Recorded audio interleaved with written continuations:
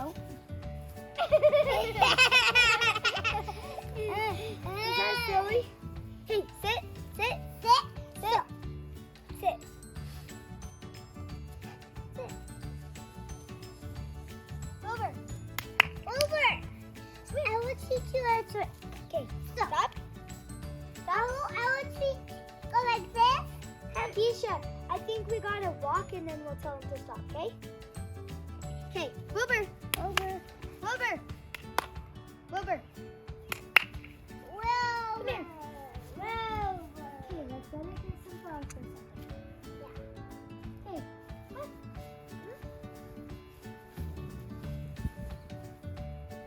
Stop. Stop.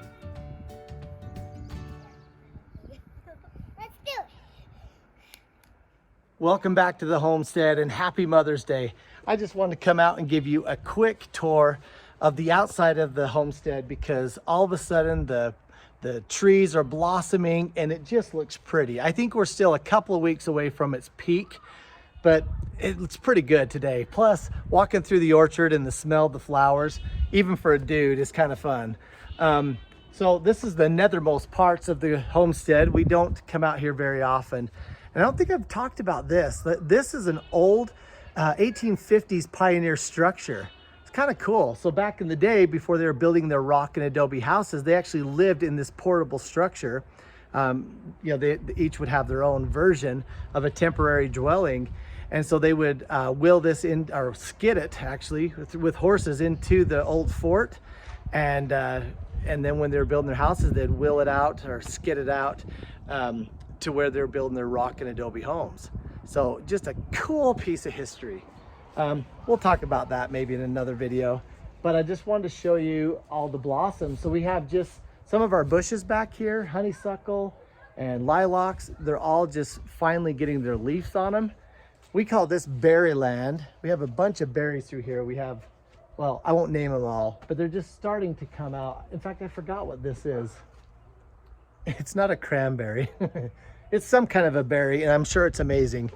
But the thing I want to show you is the orchard. So we have these brand new bees. I did a silly video last time. By the way, my makeshift bee suit, that was kind of a joke. Like I needed something in the moment, but we eventually will just buy a bee suit. So we have over 100 trees in the homestead. And the only two that were here that survived when we bought the property were these two apple trees. This one and our favorite one over there. The rest of them we brought in. So of the 100 trees, 50 of them are fruit trees. And we'll just walk backwards. I'll moonwalk, baby. So I think we've got about 20 or so apple, and then the rest are just peach, pear, plum, nectarine, Asian pear, so on and so forth. But look at this for the new bees. Seriously, they've just got to be in heaven. So we'll see, because we'll go check to see how much honey they've made here shortly in a couple of weeks. I imagine this is turning into some good honey. Anyway, we've been babying these trees. I actually planted these trees before we even built our house. You can probably hear the lambs in the distance. I had always just planned on this little section on the perimeter of the back side of the homestead to be, I call it animal kingdom. And I always imagined having little lambs. I never raised lambs before, but they're just kind of a culmination to the landscape that I wanted. Hey, come here. She's about ready to get fed here in just a couple of minutes, so she thinks that she's getting feed early. So we had 5 bummer lambs. One of them passed away, so we have 4 of them. The one that died, we knew it was going to die. We tried everything we could to get it to live, but it just is what it is. Unfortunately, that's what happens with those cute little bummer lambs. Hey, Sienna. Yeah? You see Sienna over there? Where's your lammy? Right here. Oh. So maybe we'll go over and watch them with their bottle here shortly. Anyway, more fruit trees, and then these are the Asian pear I was telling you about. So you probably had them before. They're a pear, but they are about the size of an apple and they have the consistency of an apple. They're one of our favorites, but these are some of the smaller trees that we have. A few more years, this is going to be really fun. On the back side of the greenhouse, so we've got, let's see, about 8 trees on the back. And then we have new raspberry starts from last year. Raspberry on the north side of buildings has been something that we have had success with. We have them on the north side of our house and they have done good. So we have these little starts. Here, I'll go show you one. And they're coming up. So I don't know how many lived or not, but it looks like we have fairly good success. Okay, and then as we get to the other part of the orchard over here, these are actually our biggest of our newly planted trees. Me and Trevor came out. It was late at night. We had bored holes with a tractor and he was just a little kid at the time. And we planted all these in one night. And I mean, look at how big they are already. It kind of pays off when you think ahead and plant, because like I say, we planted this a year and a half before we even built our house. And so we have a somewhat of a mature orchard. And this year, because of the way that the frost is, we've had this late season. So the trees have not come out to leaf and to bloom until now. And so we've got blossoms everywhere and we don't have any freeze coming. So this is just going to be an absolutely crazy year for fruit on the homestead. I mean, we're going to be picking and plucking to make sure we're not overburdened, but my gosh. Hey, come here real quick. I want to show you guys, or I want to show the channel, the lammies. Tell me that's not so cute. Apparently this is Wilbur.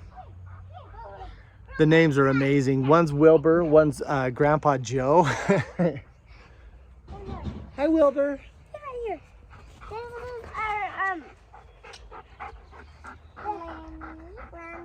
That's your lammy? This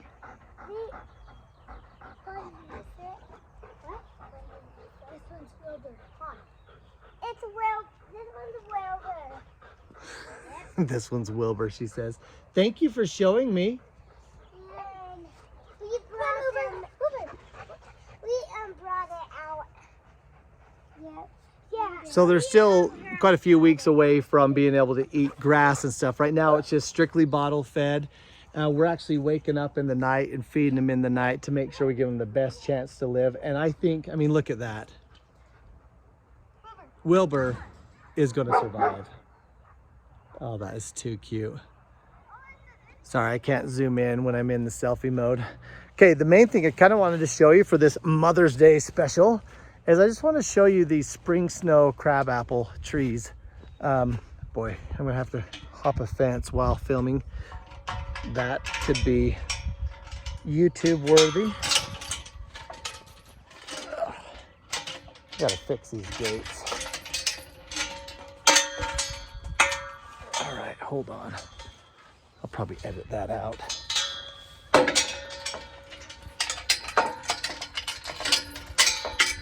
Okay, look at these trees. Oh, I wish you could be underneath here to smell it. So my kids make fun of me and my tree lines, but you know what? Tree lines make for beauty. Look at those buggers. I mean, in just 2 more days, they are going to be completely exploding. They are right now, but there's more to come. They get so heavy, they just look like they're gonna fall down. It's called a spring snow crabapple. I think they're way better than flowering pear. They're not susceptible to the disease and they give you more blossoms. I don't know, flowering pear, it seems like in the middle you always get some diseased trunk and then the tree always looks gimpy. You notice that? I can't really show you this London plane tree. They are survivors, so it looks dead now. So I don't know why I'm showing you this in my blossom video. But the bark peels off, so they get bigger. They kind of have that rainbow bark look to them. And they're one of the most popular trees in the world, actually. But we don't plant them around here very much anymore. Anyway, our quakies are coming out. Got our bleeding hearts.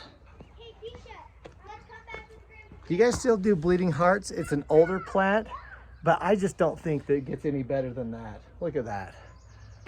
I love it. So this little rose garden kind of looks dead still. We'll do a video later on that. Knockout rose bushes, if you're not a green thumb, they are the way to go. They will help you feel good about the skills you don't have. I love them for that reason.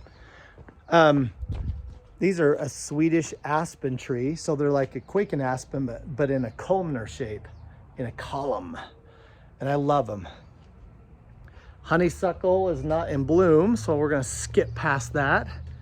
But our currant tree is deciding to come out and play. Look at that. This was one of the original old currant bushes that were on the property. We have older ones on the other side.